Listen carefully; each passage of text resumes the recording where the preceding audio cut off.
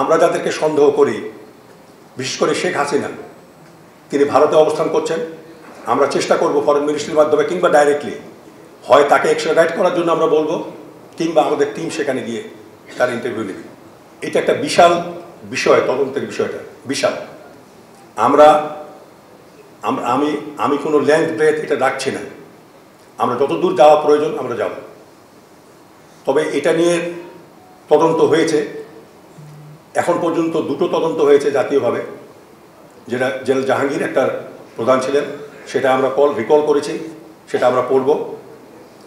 2 নম্বর হলো আনিসুজ্জামান নামে একজন সচিবের নেতৃত্বে হয়েছিল, সেটাও আমরা রিকল করেছি, চিঠি লিখেছি, সেটা আমরা পড়ব।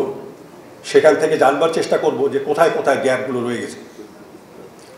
আমরা যদি সব কিছুকে, সব সৈনিককে, সব অফিসার যারা এফেক্টেড সবাইকে যদি আমরা নিয়ে আসতে চাই, এটা 6 বছরেও কিন্তু শেষ হবে না, সম্ভব হবে না। কাজেই আমরা একটা জিনিস ঠিক করেছি, যত ষড়যন্ত্র হোক, আজকে আপনাদের বিচারের জন্য আমি ছেড়ে দিচ্ছি, ষড়যন্ত্র যাই হোক, মনে করেন এটার সঙ্গে ওই সময়কার সরকার জড়িত, ভারত জড়িত, ওখানকার কিছু ষড়যন্ত্রকারী জড়িত, বাংলাদেশের কিছু রাজনীতিবিদ জড়িত, সব আমি বুঝলাম জড়িত। কিন্তু সেদিন যদি সেনাবাহিনী সেখানে যেত, তাহলে কি হত্যাকাণ্ড হতো? এই হত্যাকাণ্ড হতো না। পলাশীর পুনরাবৃত্তি হয়েছে সেখানে, পলাশীর পুনরাবৃত্তি হয়েছে সেখানে, আমরা দেখেছি, আমরা পড়েছিলাম 1757 খ্রিস্টাব্দে পলাশীর মাঠে কি করে সৈন্যরা দাঁড়িয়েছিল আর লর্ড ক্লাইভের বাহিনী এসে স্বাধীনতা আমাদের ছিনিয়ে নিয়ে গেছে। তার চেয়েও জঘন্য, তার চেয়েও হৃদয় বিদারক ঘটনা বাংলাদেশে ঘটেছে। 2009 সালে আমাদের আর্মি ঠায় দাঁড়িয়েছিল এবং বিদেশিরা এসে, দেশি বিদেশি ষড়যন্ত্রকারী মিলে এই হত্যাযজ্ঞ চালিয়েছে। আমি মনে করি না এটা বিডিআর বিদ্রোহ ছিল।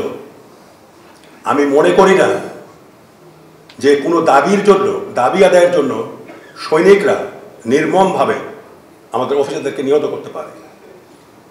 আমরা জানবার চেষ্টা করছি কে কখন বিডিআরে ওই সময় পোস্টিং হয়েছিল।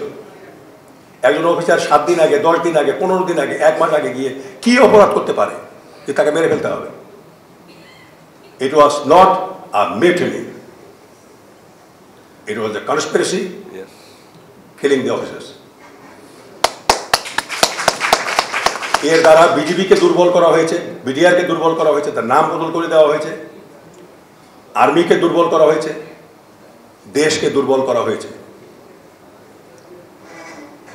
আমাদের দৃষ্টি প্রসারিত করতে হবে। আমাকে পদুয়া রৌমারী যুদ্ধে ভারতকে পরাজিত করবার কারণে যে সরকার আমাকে চাকরিচ্যুত করেছিল, সে কিন্তু আওয়ামী লীগ সরকার নয়, সে আওয়ামী লীগ সরকার নয়। আওয়ামী লীগ সরকার আমাকে পদচ্যুত করেছিলেন। আমি ডিজি বিডিআর ছিলাম, আমাকে 11 ডিভিশনের জিওসি করা হয়েছিল, তারপরেই আমাকে চাকরিচ্যুত করা হয় সরকার পরিবর্তনের পরে। কাজেই তদন্তের বাইরে কেউ থাকবে না।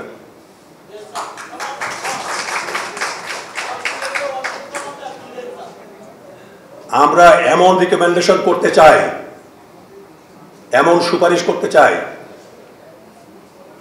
যেন বাংলাদেশে কোনোদিন এই 25শে ফেব্রুয়ারির ঘটনার যেন পুনরাবৃত্তি না ঘটে। আমরা আপনাদের সহযোগিতা চাই।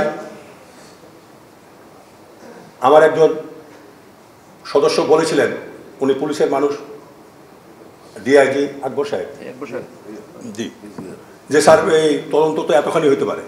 আমার না, এটা এতটুকু হবে, এতটুকু তদন্তটা হবে, এতটুকু। কথা হলো ফ্ল্যাবি বডির চাইতে স্লিম মাসেল বডি কিন্তু অনেক বেশি শক্তিশালী।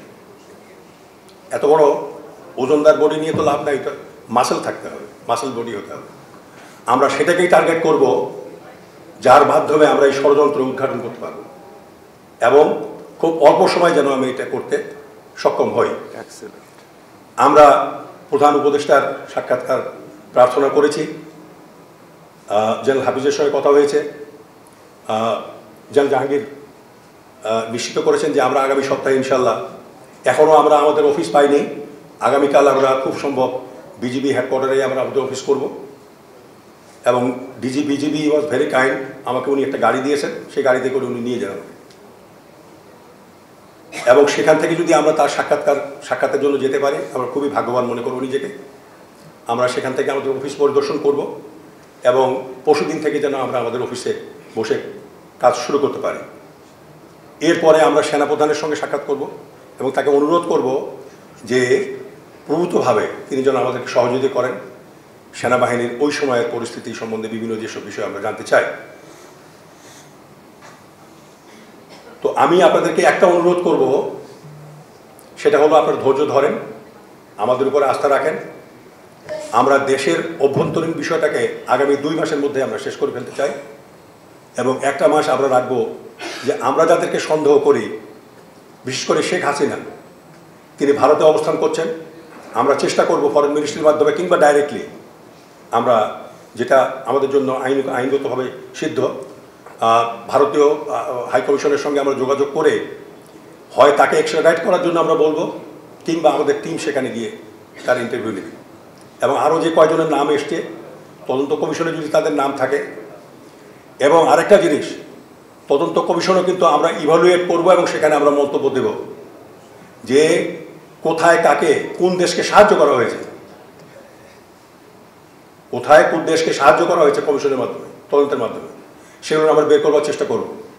কাজে আপনারা নিশ্চিত থাকেন, অতি অল্প সময় ইনশাআল্লাহ জাতির সামনে আমরা এই তদন্ত রিপোর্ট তুলে ধরতে পারবো।